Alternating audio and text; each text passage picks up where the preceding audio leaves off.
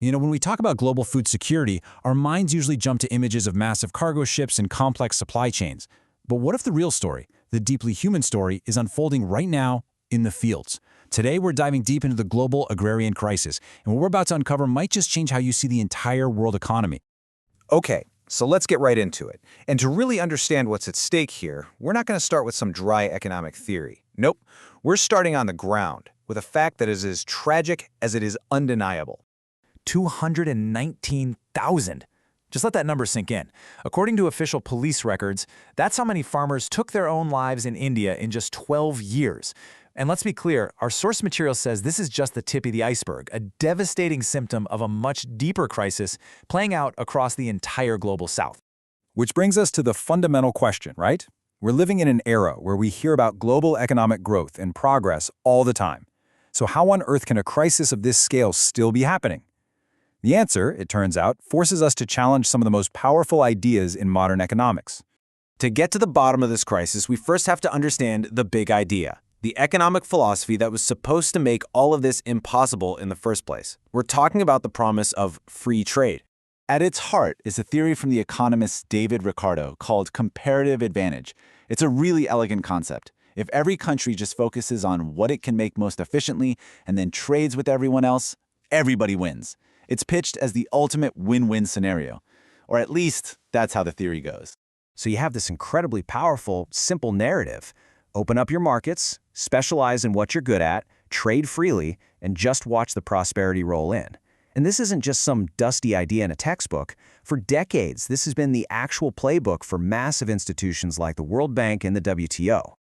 But what if that elegant theory has a critical, overlooked flaw? What happens when its most basic assumption just doesn't hold up in the real world? Well, here's the hidden catch. Ricardo's logic totally works if both countries can actually produce both goods, like his classic example of England and Portugal with wine and cloth.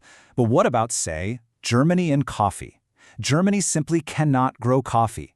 There's no cost to compare. And according to our source, this isn't just some tiny detail. It's a fundamental flaw, especially when you're talking about trade between temperate and tropical nations. And this isn't just an academic debate. When that basic premise turns out to be false, the entire beautiful conclusion of mutual benefit can completely fall apart. And as history shows us, the consequences can be absolutely devastating. To really see how this plays out, we've got to look to the past. Because this kind of one-way specialization is not a new idea at all. It actually has a long and pretty troubling history. Just take a look at this data from British India. As the colony was pushed to specialize in exporting agricultural products for the British Empire, the amount of food available for its own people absolutely plummeted. We're talking a drop of more than 30% per person. This wasn't a side effect. It directly contributed to widespread distress and even famine. And this brings us to a really key argument from our source. Back in the colonial era, the method was brute force. Use heavy taxes to crush local demand, which forced farmers to sell their food for export. The argument today is that modern income-deflating fiscal policies, think severe cuts in public spending, often advised by international financial institutions, achieve a hauntingly similar result. The tool is more subtle, sure, but the outcome is the same. You suppress what people can buy at home to free up resources for the global market. All right, now we get to what might be the most counterintuitive part of this whole story. It's a paradox that really challenges a core belief about what happens as economies grow. So let me ask you a question. As a country gets richer, does its population eat less grain?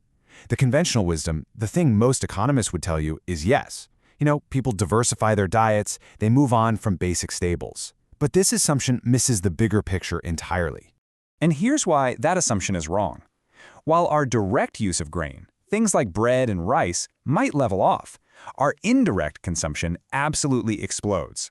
We're talking about the huge amounts of grain that are needed as animal feed to produce all the meat, milk, and eggs that richer diets demand. So what this really means is that a country's total grain demand is supposed to rise, and rise sharply as its income goes up. This is the established global pattern. Wealthier countries consume way more grain per person, mostly because it's being fed to the animals that they eat. Which makes this data truly shocking. For a rapidly growing economy like India, you would expect to see grain consumption climbing. But instead, it actually fell.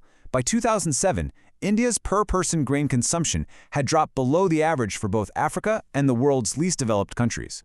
As the economist Utsa Patnaik puts it, this is just not normal. It is not a sign of prosperity. Instead, it signals a lopsided kind of growth, driven by neoliberal policies, where the rich get richer, sure, but the actual purchasing power of the majority of people is falling. This leads to an absolute drop in how much food millions of people can afford to eat. So, after pulling all these different threads together, what does this actually mean for the future of our global food system? Where do we go from here? So what are the big takeaways? Well, first, this huge agrarian crisis is no accident. It's the direct result of specific policies. Second, that beautiful promise of mutual benefit from free trade can sometimes be a myth that hides a harsh reality of extraction. Third, modern fiscal policies can do just as much damage as old colonial taxes. And maybe most importantly, when you see grain consumption actually falling in a developing country, that's not a sign of progress. That's a massive red flag signaling widespread distress. But here's the vital difference today. In past centuries, when populations in Europe were displaced from their land, they could migrate to the so-called New World. But in the 21st century, when peasants in the global south lose their land and their livelihoods, there is nowhere else for them to go. And this leaves us with a final and pretty provocative thought.